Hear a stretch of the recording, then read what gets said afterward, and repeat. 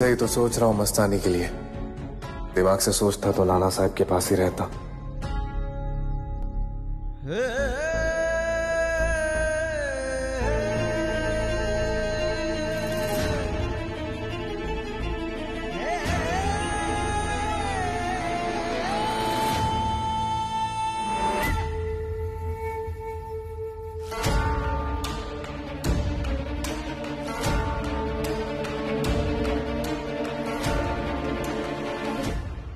न जाने अंदर काशी भाई ने उनके दिमाग में ऐसा क्या भर दिया। कितने परेशान लग रहे थे वो। जहर भर दिया होगा, जहर आंसुओं से रोक लिया होगा। नहीं मतम, काशी भाई ऐसा नहीं कर सकती। वो चाहे जो सोचे हमारे बारे में, लेकिन अपनी जुबान से कभी नहीं मुकर सकती वो। हाय मेरी भोली हिरनी, तुम अपनी सोचो मस्तानी, सिर्फ अपनी। हम तुम्हें जैसा कहें तुम बस वैसा करती जाओ। अगर बाजीराव जी का मन बदल गया तो क्यों ना पहले चाल तुम्हें चल दो। हम? हाँ मस्तानी, तुम।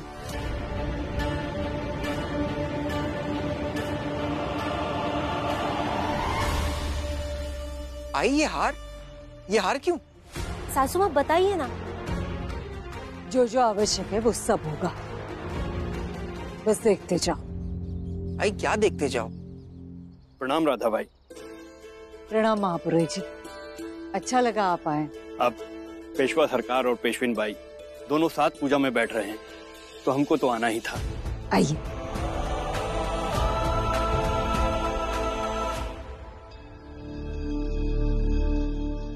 ये सब क्या है? सामान क्यों निकाल रही है? हमने अपना मन बदल लिया।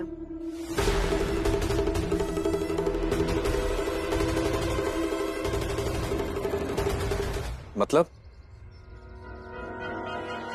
ये सच है कि हमारी जान को यहाँ खतरा है, लेकिन जब हमने आपको नाना साहिब के साथ देखा तो हमारा दिल भर आया। हम जानते हैं कि हम एक मुश्किल दौर से गुजर रहे हैं। हम पर कभी भी हमला हो सकता है, हमारी कभी भी जान जा सकती है। हमारी और आपकी तकलीफ कुछ अलग नहीं है। अपने बेटे को छोड़ आना हमारे प्यार के लिए ये कोई मामूली बात नहीं। आपका दर्द समझते हैं हम, और आपका दर्द हमारा दर्द है। इसलिए हमने फैसला किया है कि हम अब यही रहेंगे। क्या? पर ये तो बहुत बड़ा फैसला है। आपके आगे हमारा कोई भी फैसला इतना बड़ा नहीं कि आपकी आंखों में एक भी आंसू आए। मैं समझता हूँ मस्तानी, लेकिन ये तो बहुत बड़ा खतरा है। अपने लोगों को पीछे छोड़ देना ये ज्यादा खतरनाक है। खुद को तकलीफ में रखना ये ज्यादा खतरनाक है। हमारे प्यार के लिए अपने बेटे को छोड़ देना ये ज्यादा खतरनाक है। मैं क्या कहूँ मस्तानी, कल ही तुम पर हमला हुआ और तुम मेरे बारे में कितना सोच रही हो। आप भी तो हमारे लिए सब कुछ छोड़कर जा रहे हैं ना। लेकिन ये जरूरी भी तो है। यहाँ पर तुम्हें कितना खतरा है, मैं तुम्हें खतरे में नहीं डाल सकता। लेकिन हम आपको आपके बेटे से अलग नहीं कर सकते बाजी। हर बात जब बच्चे की आती है तो दुनिया की सारी चीजें छोटी पड़ जाती हैं। तुमने मेरे लिए कितना त्याग किया है, कितना सोचती हो तुम मेरे बारे में। कभी कभी मुझे भी लगता है कि तुम्हारे बारे में भी कुछ सोचना चाहिए। तो फिर बस हमारी एक बात मान लीजिए आप। कहकर तो देखो। बाजी, पिछले कुछ दिनों से यहाँ पर बहुत कुछ हो रहा है, तो हम सोच रहे थे कि कुछ 7-8 दिनों के लिए अगर हम कहीं दूर चले जाएं, आप और हम, माहौल बदलेगा, हम दोनों के लिए ठीक रहेगा। तो क्या हम पूजा के बाद जा सकते हैं?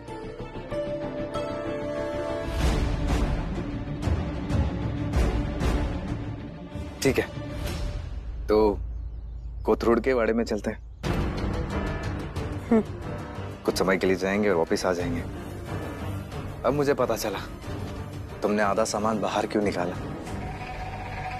इसी बहाने मेरे दिल का बोझ हल्का तो हुआ। चलो ये सारा सामान रवाना करके आता हूं मैं।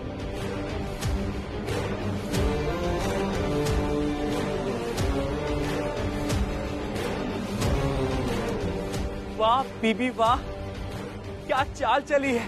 तलवार चलाते चलाते खेल खेलना भी सीख गई तू। एक बार बाजीराव जी यहां से गए तो काशीबाई का खेल खत्म।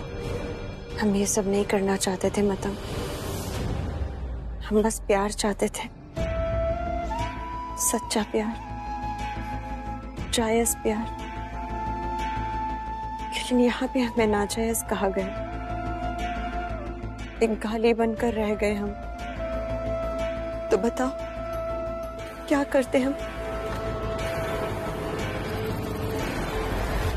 लाडू, पूजा के लिए हम बहुत देर हो गए और पंडित जी कब से इंतजार कर रहे होंगे। जानते हैं गंगा, लेकिन हम क्या करें, हम बाकी कामों में उलझ कर रह गए। कब से कोशिश। रुकिए। प्रणाम काशीबाई। प्रणाम। क्या है ये सब?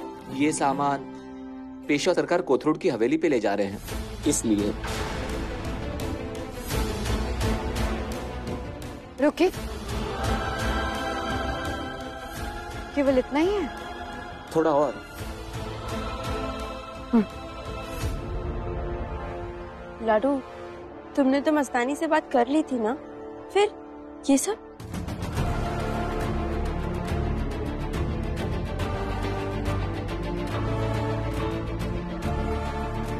यही तो हम भी समझने की कोशिश कर रहे हैं कि अगर 2 लोग जा रहे हैं, केवल इतना ही सामान कैसे?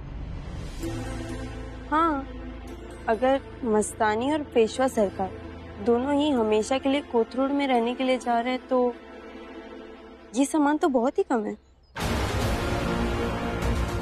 हम समझ गए हैं मस्तानी क्या करने वाली है। हमारी सोच से ज्यादा शातिर निकली आप तो। जी? आप क्या सोच रही हैं, क्या करना चाहती है, सब जानते हैं। कहना क्या चाहती हैं आप? आपका सामान देखा हमने, समझ गए हमेशा के लिए नहीं, केवल कुछ ही दिनों के लिए जा रही हैं आप। तो ये चाल थी आपकी। क्योंकि जुबान दी थी ना हमने आपको अपनी। कहा था आपसे कि बाजीराव अगर हमेशा